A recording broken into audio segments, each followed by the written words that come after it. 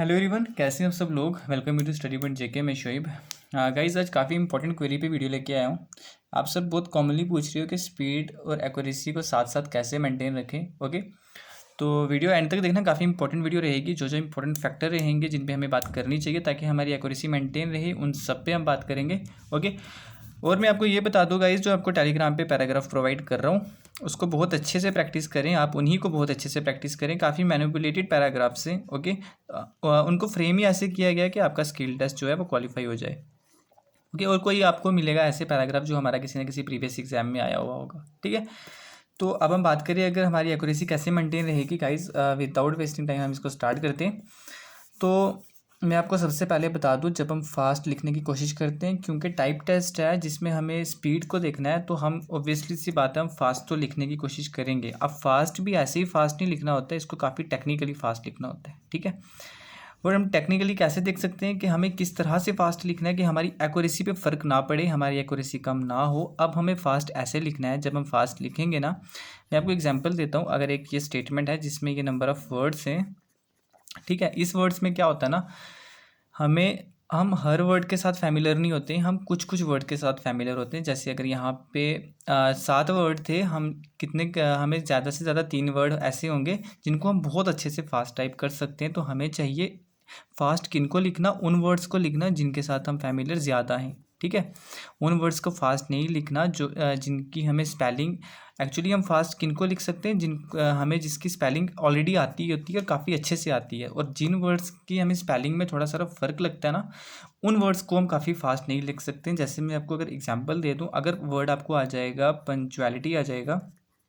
Okay, तो अगर हमें इसकी स्पेलिंग काफ़ी अच्छे से आ रही है तो हम क्या करेंगे, टाइप करते वक्त जब हम पी को लिख लेंगे ना, तो यू की इमेज हमारे माइंड में बन जाएगी। तो इस तरह से ये सारा फास्ट लिखे जाएगा। ठीक है, बट प्रोबेबिलिटी ये रहती है, चांसेस ये रहते हैं कि हमें जो स्पेलिंग है वो ऐसे दे देते हैं कि जिनसे हम कम फैमिलियर होते हैं, तो हमें नेक्स्ट लेटर की इमेज माइंड में नहीं बनती है, तो हमें सोचना पड़ जाता है। फिर भी हम अपनी फिंगर्स को फ्लो ही वही रखते हैं फास्ट वाला, तो हमारी एक्यूरेसी भी कम हो जाती है और हमारी स्पीड तो ऑटोमेटिकली कम होगी ही होगी। क्यों? क्योंकि अगर आपकी एक्यूरेसी ज़्यादा है तो आपकी जो नेट स्पीड होगी ना वो ज़्यादा होगी।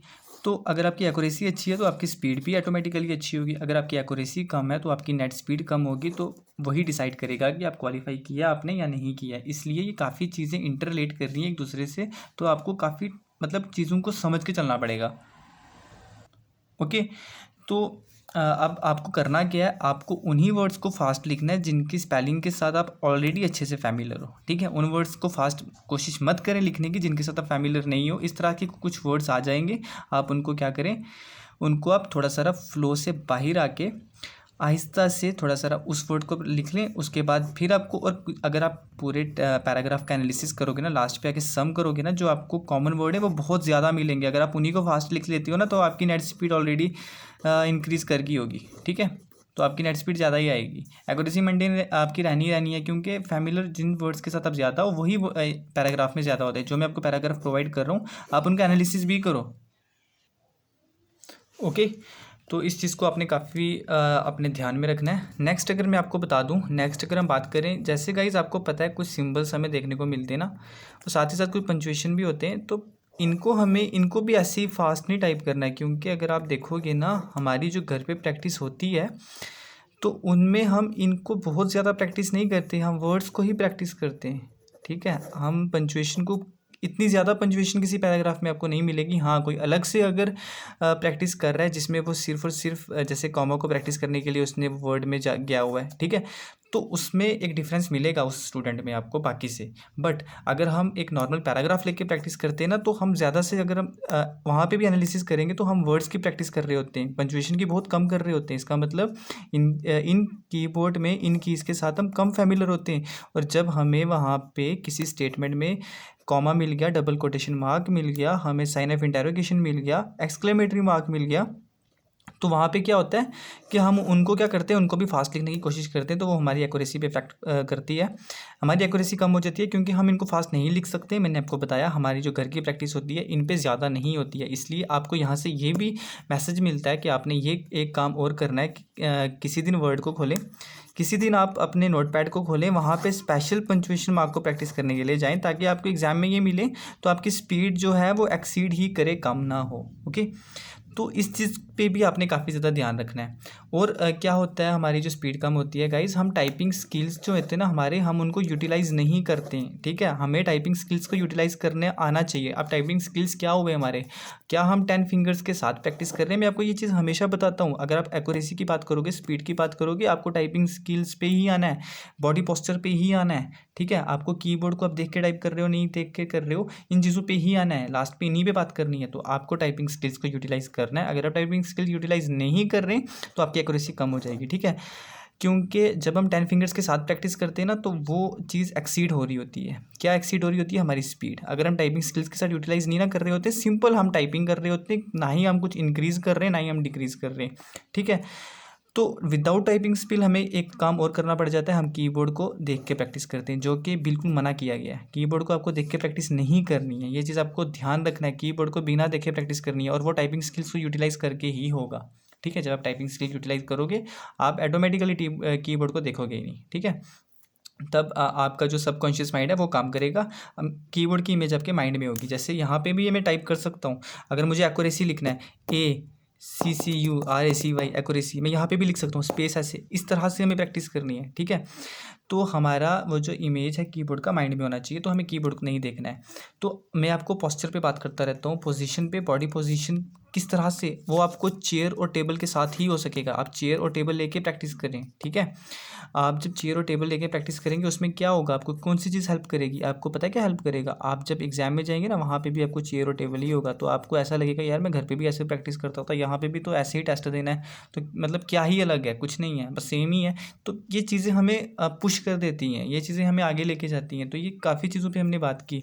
हमने किन किन चीज़ों पे बात की? हमने देखा कि फास्ट अगर हम टाइप कर रहे हैं तो हमें क्या करना है, ऑल वर्ड्स को हमने फास्ट टाइप नहीं करना है, हमने जो फैमिलियर वर्ड, जिन वर्ड्स के साथ हम फैमिलियर हैं, हमें उन्हीं को फास्ट टाइप करना है। ठीक है, जैसे हम बात कर लें, दा हो गया हमारा, ठीक है, बट हो गया। अगर कोई ऐसे वर्ड्स भी है जिनकी हम स्पेलिंग को जानते हैं, उनको हमें फास्ट टाइप करना है। ठीक है, क्योंकि हमारा जो माइंड होता है वो नेक्स्ट लेटर की इमेज ऑलरेडी बना चुका होता है। तो हमें फास्ट कैसे टाइप करना है ये मैंने आपको बता दिया। तो आपकी स्पीड भी मेंटेन रहेगी और आपकी एक्यूरेसी भी मेंटेन रहेगी। एक्यूरेसी मेंटेन रही, स्पीड रहेगी ही रहेगी। ओके, तो नेक्स्ट मैंने आपको क्या बताया? नेक्स्ट मैंने आपको बताया कि आपको जाके सिंबल आ जाता है या कोई आपको पंक्चुएशन मार्क मिल जाता है, उसको आपने रुक के प्रैक्टिस करना है। ठीक है, उस सेम फ्लो में अपने फिंगर्स को नहीं रखना है, आपने थोड़ा सारा अपने फ्लो को कम करके स्पेशल उनके लिए थोड़ा सारा आहिस्ता टाइप करके फिर अगेन से आप फ्लो में जा सकते हैं। और फ्लो में भी किस तरह जाना है, इस चीज़ को याद रख लेना, फर्स्ट पॉइंट को। ठीक है, तो यहाँ पे मैंने आपको ये भी बताया। और हाँ, आप स्पेशल इनके लिए भी वर्ड्स पे जाया करें, पर्टिकुलर इन वर्ड्स, इन कीज़ को, पंक्चुएशन कीज़ को प्रैक्टिस करने के लिए वर्ड पे जाएं, नोट पैड पे जाएं। ठीक है, एक दिन बीच में रख लें, संडे का रख लें, और जो मैं पैराग्राफ प्रोवाइड कर रहा हूँ ना आपको, वो आप उनका एनालिसिस करो। ठीक है, और जो ज्वाइन नहीं हो ना टेलीग्राम पे, वो भी ज्वाइन हो जाओ, आपको लिंक मिल जाएगा इसी वीडियो के डिस्क्रिप्शन में, वहाँ से जाके आप ज्वाइन हो सकते हो। हर 3 से 4 दिन के बाद में आपको पैराग्राफ प्रोवाइड कर देता हूँ, जो किसी ना किसी एग्जाम में आपको मिलेगा।